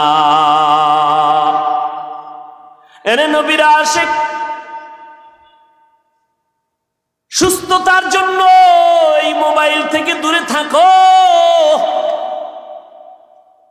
আমিও যে মোবাইল চালাই আলহামদুলিল্লাহ, গুনাহ থেকে বেঁচে থাকার চেষ্টা করি আলহামদুলিল্লাহ, তারপরও কিন্তু বেশিক্ষণ তাকায় থাকলে মাথা ঘুরায়। চোখের পাওয়ার অনেকটাই কমে গেছে। কিতাব দেখি মোবাইলে, এখন দেখতে দেখতে গোলাটে হয়ে যায়, লেখা দেখি না, ধুলা ধোয়া। তাহলে তোমার অবস্থা কেমন? আর বাচ্চাদের কাছে এই যে বড় বড় মোবাইল দিয়া বাচ্চারে দেখ, কার্টুন দেখ, এই দেখ সেই দেখ। অনেক বাচ্চা পর্যন্ত বোবা হয়ে গেছে, কথাই বলতে পারে না। বহু ইতিহাস আমাদের হাতে জমা। বাবায় কান্দে, হুজুর একটু তদবির করে দেন, সন্তান কথাই বলে না। আগে বলতো নি, বলতো, এখন বলে না। মোবাইল দিয়া এই মোবাইলের উপরে পড়ে রাখছে, সারা জিন্দেগি শেষ এই বাচ্চাটা। একদল তো মোবাইল দেখে গেমস খেলতে খেলতে এখন রাস্তায় উলঙ্গ পাগল হয়ে ঘুরে, গেমস খেলা পাগল। যুবকরা বল, আমার একজনে বলছে সত্য নি, গেমস খেলে পাগল হইছে যুবক, সত্য নি? কি গেম জানি এটা? তোরাও খেলতেছ না? তো পাগল হওয়ার ডেটটা কবে?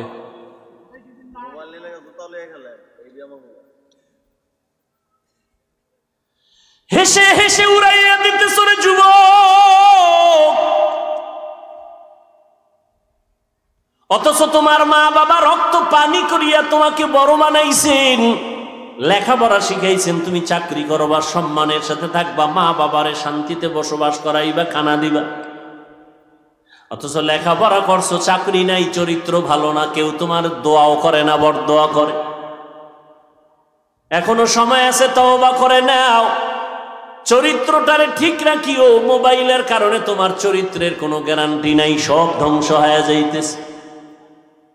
ও আল্লাহর বান্দারা, আল্লাহ বলেন আমাকে ভয় কর, জবানটারে কন্ট্রোল করো, জবানটারে হেফাজত করো, আল্লাহর ভয় অন্তরে জমা করে নাও। যত বয়ান করি কোনোদিন এই বয়ানে লাভ হবে না যদি আল্লাহর আযাবের ভয় অন্তরে না থাকে। ওমরে ফারুকের অন্তরে ভয় থাকার কারণে কাঁদতেছেন, ঈদের দিন জাহান্নামের ভয়। একমাত্র আল্লাহর আযাবের ভয় অন্তরে থাকার কারণে তার বয়ান বেশি লাগে না। আর আবু জাহিল্লার অন্তরে আল্লাহর ভয় নাই। নবীজি 13টা বছর বয়ান করিয়াও কালেমাওয়ালা বানাতে পারেন নাই। ও যুবক, ও পর্দার আড়ালের আম্মা জান, আপনাদের এত মর্যাদা। আমার নবী যুবকের দ্বারা শক্তিশালী হওয়ার ঘোষণা দিয়েছেন। হযরত আলী তার হাতে আসছেন কালেমাওয়ালা। নবী কলিজার কন্যাটারে আলীর কাছে দিয়া আলীরে জামাতা বানায় দিলেন, আর কলিজা দিয়া নবী দোয়া করলেন, আনা দারুল হিকমা ওয়া আলিউন বাবুহা, আমি মুহাম্মদ হলাম ইলম ও হিকমতের ঘর, আর এই ইলমের ঘরের দরওয়াজা আমার আলী। ওই আলীর ঘরে আছে ফাতেমা রাদিয়াল্লাহু আনহা। আলী রাদিয়াল্লাহু আনহুর জন্য এত দোয়া করলেন। আল্লাহ আলীকে এত জ্ঞান দান করেছেন, যেই জ্ঞানের সামনে ওমরও বলে, আলীর জ্ঞান যদি আজকে আমার কাছে না থাকতো আমি ওমর ধ্বংসের পথে চলে যাইতাম। লাউলা আলিউন লাহালাকা ওমর। ওই আলী বলেন, আমি একদিন কোথাও থেকে গিয়া মসজিদে নববীর মধ্যে ঢুকলাম, দেখি রহমতের নবী বসে আছেন, সাহাবায়ে কেরাম বসে আছেন। আম্মা জানেরা একটু ভালো করে খেয়াল করে শুনেন, যুবকেরাও শুনো রে বাবা, বৃদ্ধ বাবাজিরাও শুনেন। হযরত আলী বলেন, আমি মসজিদে নববীতে ঢুকলাম, রহমতের নবী বসে আছেন, অন্য অন্য সাহাবায়ে কেরামরাও বসে আছেন। একটা প্রশ্ন চলতেছে, জবাব চাইতেছে নবী, কেউ জবাব দেয় না। প্রশ্নটা হলো, এই দুনিয়াতে নারীদের জন্য শ্রেষ্ঠ সম্পদের নাম কি? নারীদের জন্য শ্রেষ্ঠ সম্পদ কি? কেউ জবাব দেয় না। হযরত আলী বলেন, আমি ঢুকলাম, বসে থাকলাম, কিছুক্ষণ পর দেখলাম কেউ জবাব দেয় না। আমার অন্তরে একটু দাগ আসলো, হঠাৎ করে একটা জবাব আসলো এভাবে যে, নবীর কলিজা ফাতেমা, আমি ফাতেমার কাছে জিজ্ঞাসা করলে মনে হয় জবাবটা পাইতে পারি। দৌড় বলবো? প্রশ্ন কি গেছে? প্রশ্ন কি? নারীদের জন্য শ্রেষ্ঠ সম্পদ কি? হযরত আলী বলে, আমার ফাতেমা হয়তো জবাব দিতে পারবে। আমি দৌড়ায় যাই, নবীর কলিজা ফাতেমার থেকে জবাব নিব। হযরত আলী বের হয়ে গেলেন, দৌড়াইয়া ঘরের কিনারায় গিয়া দরজায় ধাক্কা দেয় না। ও নবীর আশিক, নবী ধরে ধরে সুন্নাত শিখায় গেছেন, ঘরে যদি ঢুকতে চাও নিয়ম কি? হযরত আলী ঘরের মধ্যে ধাক্কা না দিয়া ঘরে ঢোকার নিয়ম হলো আগে সালাম দাও। হযরত আলী দরজার সামনে গিয়া, আসসালামু আলাইকুম ইয়া আহলাল বাইত, ও ঘরওয়ালারা তোমাদের উপরে শান্তি। হযরত ফাতেমা ভেতরে কাজে ব্যস্ত ছিলেন, সংসারের কাজে, কাজ বন্ধ, স্বামী আসছে, ওয়া আলাইকুমুস সালাম বলে দরজা খুলে দিছেন। আলী ভেতরে ঢুকলেন, ঘামটা মুছায় দিলেন, ফাতেমা খেদমতের জন্য দাঁড়ায় গেলেন। সব কাজ বন্ধ, এখন স্বামীর কাজ, এটা বড় খেদমত। আমগো আম্মা জানেরা কি করে, এতক্ষণ আম্মাজান শুয়ে শুয়ে টেলিভিশন দেখছিল, স্বামী এসে টের ভাইয়া হুদাও একটা কাজে গেছি গা, স্বামীর কোনো খেদমতের চিন্তাই নাই। স্বামী যদি বলে একটু পানি কি দেওয়া যাবে, নিয়ে খাও, ঠিক নি? হ্যাঁ, তো জোরে বলবেন।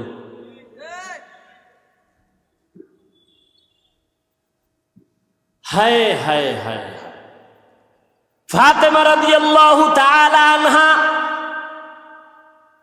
স্বামীর খেদমতে নিয়োজিত হয়ে গেছেন, এখন আর কোনো কাজ হবে না। এবার হাল পুরসি জিজ্ঞাসা করেন, কেমন আছেন, কোথা থেকে আসছেন, খাইছেননি কিছু, এত ঘাম কেন? রহমতের নবীর দরবার থেকে আসছি। আব্বাজান কেমন আছেন? আলহামদুলিল্লাহ ভালো, তবে একটু পেরেশানি দেখলাম। কি পেরেশানি? একটা প্রশ্ন করলেন, নারীদের জন্য শ্রেষ্ঠ সম্পদের নাম কি, শ্রেষ্ঠ গুণের নাম কি? কেউ জবাব দেয় না। আমার অন্তর বলে ফাতেমা তুমি পারবা। এবার বলে আলী আপনি যদি দোয়া করেন, আমার আব্বাজানের নেক দোয়া থাকলে আমি জবাব দিতে পারবো।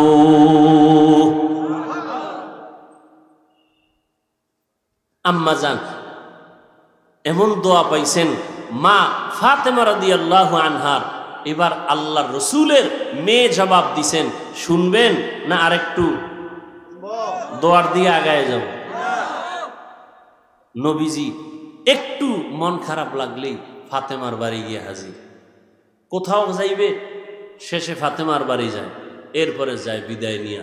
আসবেন ফাতেমার ঘরে আগে আসেন, এরপরে অন্যদিকে যান। ওখানে আরো কলিজার দুইটা সন্তান আছে, হাসান হোসাইন। নামগুলো একটু ভালো করে বললেন। একজনের নাম রাজ্জাক। রাজ্জাক তো আল্লাহ, বান্দা কোনো রাজ্জাক না, বান্দা হলো আব্দুর রাজ্জাক। হ্যাঁ, সুন্দর করে নামগুলো বলবেন, বরকত হবে। নামের একটা বরকত আছে। অনেক মা বাবা আছে সন্তানের নামকে বাজে আঁকা বাঁকা করে ডাকে, উচিত না। মা বাবা ভালোভাবে ডাকবে তো অন্যেরাও ভালোভাবে ডাকবে।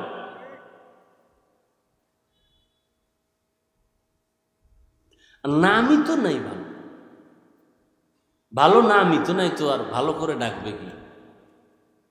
নাম হলো হৃদয়, সাগর, নদী, পাহাড়, তুফান। সন্তানের নাম তুফান। হ্যাঁ, বৃষ্টি। হ্যাঁ, দুনিয়াতে ঠাড়া ভরা নাম আর হয় না, খুঁজে ডিরে নিয়ে এসে। অথচ সারা দুনিয়ার কোন বিধর্মীর ঘরে ইসলামের একটা নাম আছে, রহিমা, আব্দুর রহমান। বেঈমানের নাম আমগো রাখতে হবে? আমরা এতটাই দুর্বল কেন, এত ঠেকা কেন? আল্লাহর কোরআনে ইসলামের নামের অভাব, আফসোস। অথচ রসুল সহি হাদিসে বলেন, কিয়ামতের দিন শুধু নামের বরকতেও অনেকে জান্নাতে চলে যাবে।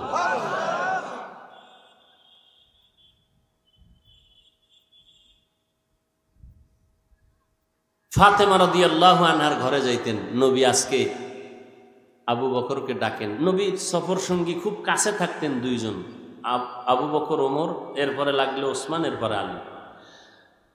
বলবো? নবী এবার বলে চলো আমরা একটু আমার ফাতেমার ঘরে যাই। আবু বকর সাথে, ওমর সাথে, ওসমান রাদিয়াল্লাহু আনহুম ঘরে গেছেন। ফাতেমা রাদিয়াল্লাহু আনহা নবীকে নাস্তা দিছেন। মেহমান, আমার বাবা দু জাহানের সরদার, এক সুন্দর স্বর্ণের পেয়ালায় মধু কি দিছেন? মধু দিছেন। মধু নবীর সামনে রাখলেন। নবী নজর দিয়ে তাকায় দেখে সুন্দর পেয়ালায় সুন্দর মধুর মাঝে একটা চিকন কালো এভাবে পড়ে আছে। কি বলে না কেন? চুল। নবী দীর্ঘ টাইম তাকায় রইলেন। এবার নবী খোলাফায়ে রাশিদিনকে বলেন, আপনারা কিছু টের পাইছেন নি? আবু বকর বলেন, ইয়া রাসূলুল্লাহ, হ্যাঁ টের পাইছি। কি পাইছেন? সুন্দর পেয়ালায় সুন্দর মধুর মাঝে কি? কথা হয় না, কালো চুল পাইছে। এই মা বোনেরা ভালো করে শুনেন, কালো চুল পেয়েছে। ওমর দেখছেন নি? কয় দেখলাম। ওসমান দেখছেন নি? কয় দেখলাম। একটা মন্তব্য করেন তো এর উপরে? আবু বকর কয় আমি করি। রসুল বলেন করেন। ইয়া রাসূলুল্লাহ, মানুষের ভেতর একটা দিল আছে। দিল আছে না নাই? দিলটা হলো স্বর্ণের পেয়ালার মতো সুন্দর,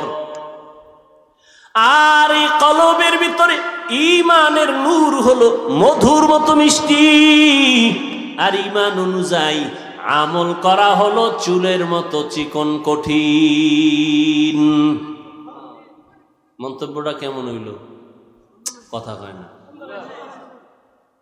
এবার আবু বকর মন্তব্য করছে, ওমর কি বাদ যাবে? কথা কয় না। ওমরে ফারুক বলেন, ইয়া রাসূলুল্লাহ, আমিও কি করবনি মন্তব্য? করেন। ওমর বলেন, রাষ্ট্র ক্ষমতাটা স্বর্ণের পেয়ালার মতো চমকদার, অনেক সুন্দর, এবং মানুষের হুকুম দিয়া পরিচালনা করাটা এটা মধুর মতো মিষ্টি, কিন্তু ইনসাফ ঠিক রাখা চুলের মতো কঠিন। কি রাষ্ট্র চালানো খুব মজা না? যে উঠে কয় আমার আব্বার, আর নামতাম না, এই চেয়ারের কোনো মেয়াদ নাই। কথা কয় না। এটা আমার ভাইয়ের বাপ দাদার, এই চেয়ার আর ছাড়বো না। এবার জনগণের কয় উডো আর বউ, এটা কত মজা, কয় মধুর মতো মজা। ওমর কয় ইনসাফ ঠিক রাইখা বিচার চালানো এটা চুলের মতো কঠিন। ইনসাফ, অন্যায় করলে ছেলেরও যেই শাস্তি হবে, অন্যের সেই শাস্তি হবে। ছেলে বলে ক্ষমার কোনো সুযোগ নাই। অন্যায়কে অন্যায় বলতে হবে, অপরাধীকে অপরাধী সাব্যস্ত করে বিচারের আওতায় নিতে হবে। এখানে ছাড় দেওয়ার কোনো সুযোগ হবে না। ওমর যখন মন্তব্য করলেন, কেমন হইল? কথা কয় না। পাশে বাকি আছে কে? উসমান রাদিয়াল্লাহু আনহু। কে সে উসমান? কে সে উসমান?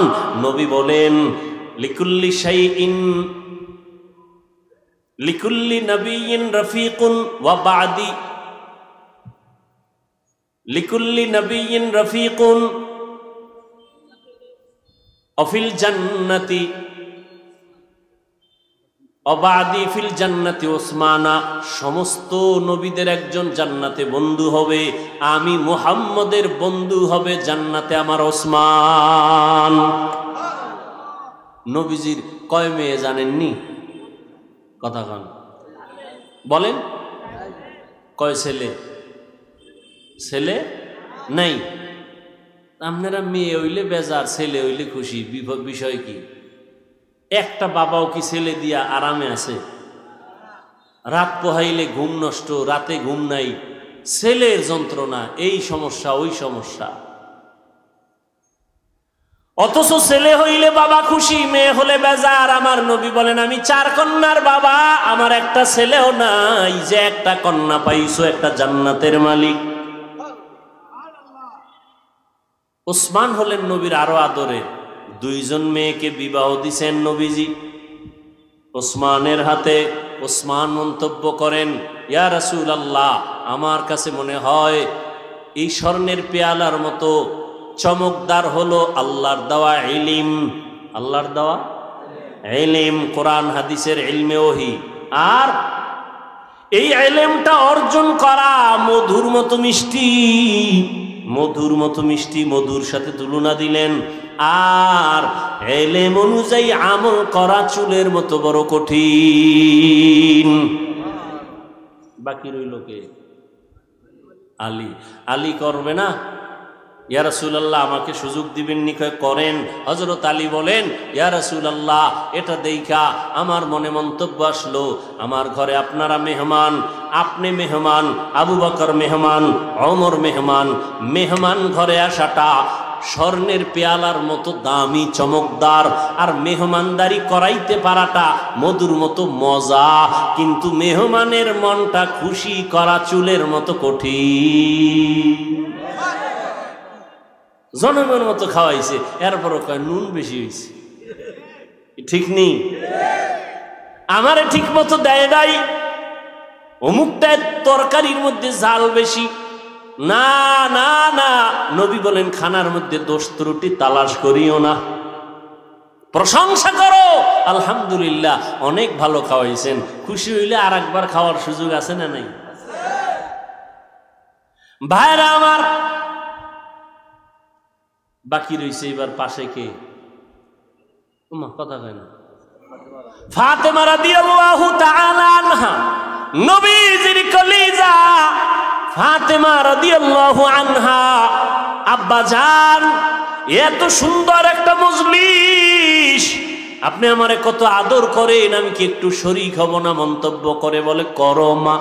ফাতেমা রাদিয়াল্লাহু আনহা মন্তব্য করতেছেন। ও পর্দার আড়ালের আম্মা জানেরা, ভালো করে মনে রাখেন, ফাতেমা রাদিয়াল্লাহু আনহা বলেন, ইয়া রাসূলুল্লাহ, এই মন্তব্য থেকে আমারও মন্তব্য আসছে ভিন্ন। বলে কি? বলে নারীদের জন্য লজ্জা, হায়া স্বর্ণের পেয়ালার মতো দামি, চমৎকার। চেহারাটা হলো মধুর মতো মিষ্টি।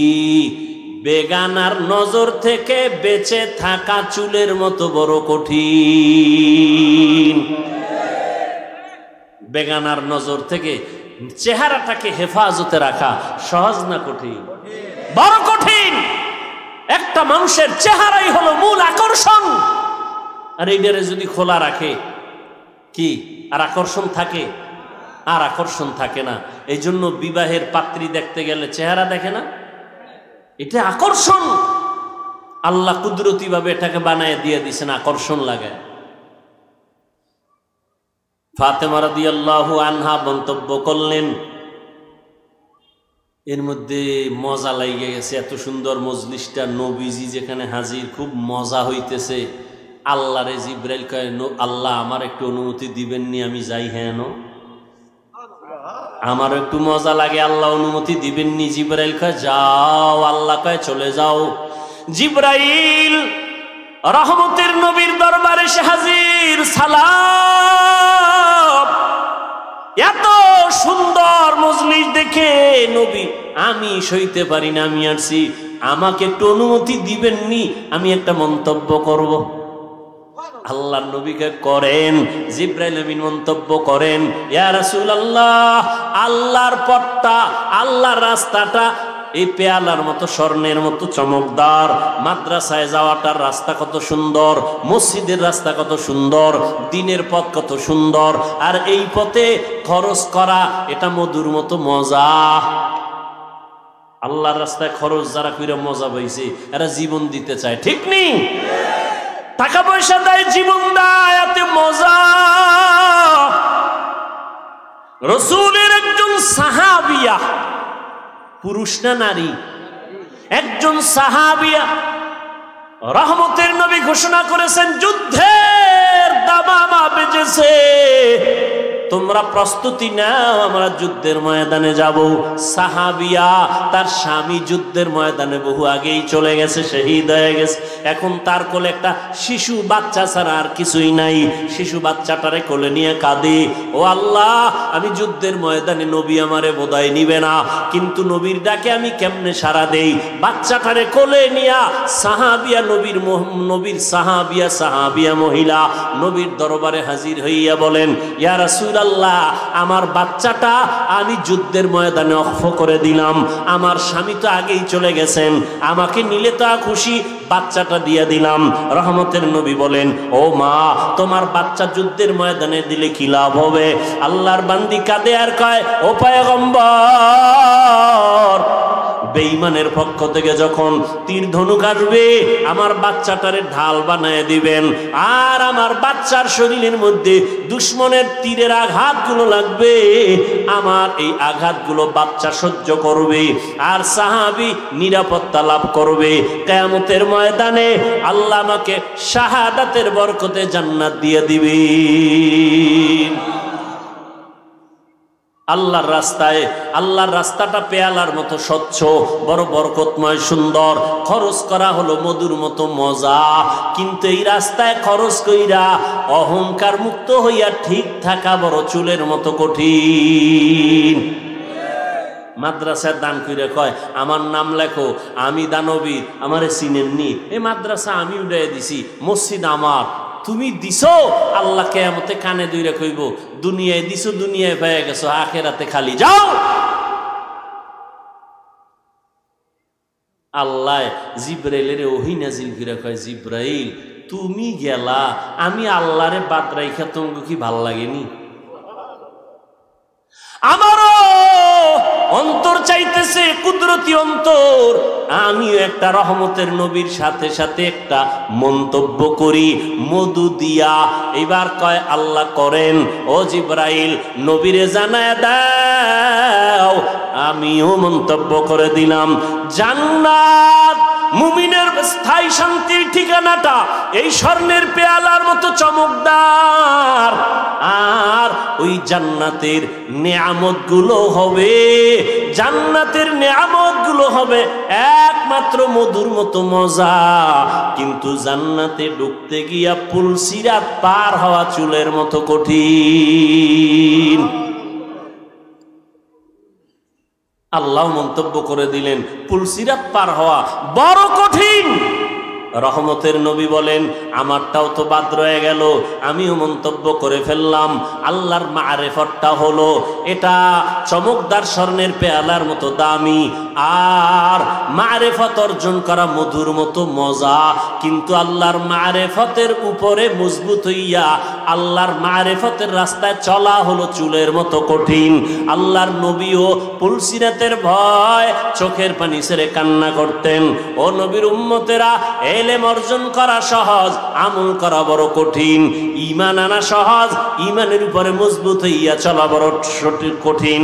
ও আল্লাহর বান্দিরা, চেহারাটা সুন্দর হয়েছে, লজ্জা আছে ঠিকই, কিন্তু পর্দা রক্ষা করা, বেগানার থেকে নিজেরে বাঁচায় রাখা কঠিন। হযরত আলী প্রশ্নের জবাব চাইছিল, নারীদের শ্রেষ্ঠ গুণ কোনটা, শ্রেষ্ঠ সম্পদ কোনটা?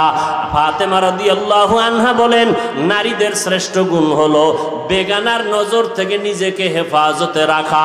এটা নারীদের বড় শ্রেষ্ঠ গুণ। ও পর্দার আড়ালের আম্মা জান, আল্লাহ পাক লজ্জাও দিলেন, চেহারাটাও সুন্দর বানাইলেন।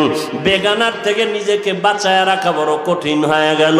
এখনো যদি চেষ্টা করেন, চেহারাটাকে হেফাজতে রাখতে পারেন, পর্দা রক্ষা করেন, আপনার গর্ভ থেকে আল্লাহ আব্দুল কাদের জিলানীর মতো সন্তান দান করবেন, কাসেম নানতবীর মতো, আনোয়ার শাহ কাশ্মীরির মতো আল্লাহ সন্তান দান করবেন।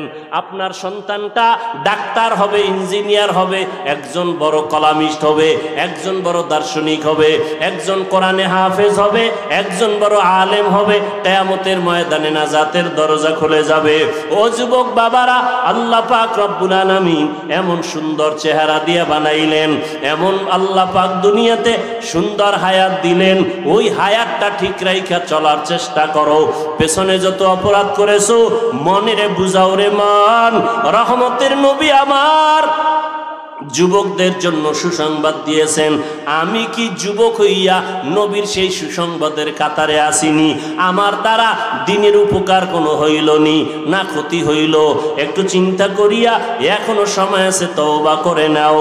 আর আল্লাহকে বলো, আল্লাহ আমার মতো কত যুবক আমার চোখের সামনে স্কুলে পড়ে, কলেজে পড়ে, নামাজ পড়ে, নবীর অংশ করবেন না।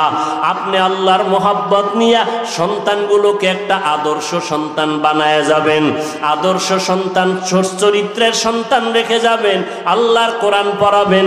সন্তান ডাক্তার হইয়াও আপনাকে দোয়া করতে ভুলবে না, ইঞ্জিনিয়ার হইয়াও মা বাবাকে দোয়া করতে ভুলবে না। ও বাবাজিরা, আপনারাও তওবা করেন, আর জীবনে নামাজ ছাড়বেন না, বেপরদায় চলবেন না। সন্তানগুলোকে আদর্শওয়ালা বানাবেন, নামাজি বানাবেন। ও যুবক বাবারা, এখনো সময় আছে, তওবা করে নাও। আল্লাহকে ডেকে বলো, হে মালিক, জাহান্নামের ভয় অন্তরে ঢুকায়া দাও। জীবনে তো কত নামাজ ছাড়লাম, বেপরদায় চললাম, কত মানুষের হক নষ্ট করলাম। আজকে থেকে আর নামাজ ছাড়বো না, বেপরদায় চলবো না, মা বাবাকে কষ্ট দিব না, নবীর তরিকার বাহিরে চলবো না। ও আল্লাহ, তুমি আমার তওবা কবুল করে নাও। আমার নবী, যার কোনো গুনাহ নাই, সে নবী যদি জাহান্নামের ভয় উম্মতের জন্য কান্না করেন, তোমার আমার কি পরিমাণ কান্না করা দরকার। কোরআন হাদিসকে মিথ্যা মনে করিও না। লক্ষ লক্ষ নবী পয়গম্বরেরা জাহান্নামের ভয়ের বয়ান করেছেন, মিথ্যা মনে করিও না। আলেম ওলামারা জাহান্নামের ভয়ে বয়ান করিয়া গুনাহ থেকে বাঁচাবার জন্য চেষ্টা করেছেন, মিথ্যা মনে করিও না। এখন থেকে তওবা করো, মনেরে বুঝাও লক্ষ লক্ষ নবীরা মিথ্যাবাদী হতে পারেন না, লক্ষ লক্ষ আম্বিয়ায়ে কেরাম সাহাবায়ে কেরাম মিথ্যা হতে পারে না, লক্ষ কোটি ওলামায়ে কেরাম মিথ্যা বলতে পারেন না। আল্লাহর কোরআন এখনো সত্য কেউ ভুল বের করতে পারে নাই। অতএব কোরআন সত্য, গুনাহগার হইয়া কবরে গেলে জাহান্নামে যেতে হবে, তাও সত্য। এই কথা অন্তরে নিয়া মনে মনে তওবা করো আর আল্লাহকে বলো, আল্লাহ আজকে থেকে দাড়ি আর কাটবো না, বেপরদায় চলবো না, মা বাবাকে আর কোনোদিন কষ্ট দিব না, ওলামায়ে কেরামের পরামর্শ নিয়ে চলবো। তওবা করার মতো যদি অন্তর তৈরি হয়, খাঁটি তওবার নিয়ত যাদের আছে, দুটো হাত আমার আল্লাহকে দেখায়া দাও। আয় আল্লাহ, আমাদের হাতগুলো কবুল করে নেন, তওবা কবুল করে নেন, তওবার উপরে মজবুত হইয়া চলার মতো তৌফিক দান করেন, আমিন। আলহামদুলিল্লাহি রাব্বিল আলামিন, ওয়াসসালাতু ওয়াসসালামু আলা সাইয়্যিদিল আমবিয়াই ওয়াল মুরসালিন ওয়া আলা আলিহি ওয়া আসহাবিহি আজমাইন। ইয়া আরহামার রাহিমিন, ইয়া আরহামার রাহিমিন, ইয়া আরহামার রাহিমিন। রব্বিরহামহুমা কামা রব্বায়ানি সগীরা। আল্লাহুম্মা ইন্নাকা আফুউন কারীম তুহিব্বুল আফওয়া ফা'ফু আন্না। আল্লাহুম্মা ইন্না নাসআলুকা রিযাকা ওয়াল জান্নাহ ওয়া নাউযু বিকা মিন সাখাতিকা ওয়ান নার। ও দয়ার মালিক, গুনাহের বোঝা নিয়ে হাত তুলেছি, মেহেরবানি করে আমাদের জীবনের সব গুনাহগুলো মাফ করে দেন আল্লাহ। মাহফিল কবুল করে নেন, আয়োজনকারী সহযোগিতাকারীদের কবুল করে নেন। আয় আল্লাহ, এ মাহফিলের পেছনে যারা চেষ্টা করেছে দাওয়াতের ক্ষেত্রে, সুমন ভাই চেষ্টা করেছে, আরো যারা সহযোগিতা করেছে কবুল করে নেন। যারা সহযোগিতার হাত বাড়িয়েছে তাদের নাজাতের ফয়সালা করে দেন, মসজিদ কবুল করে নেন।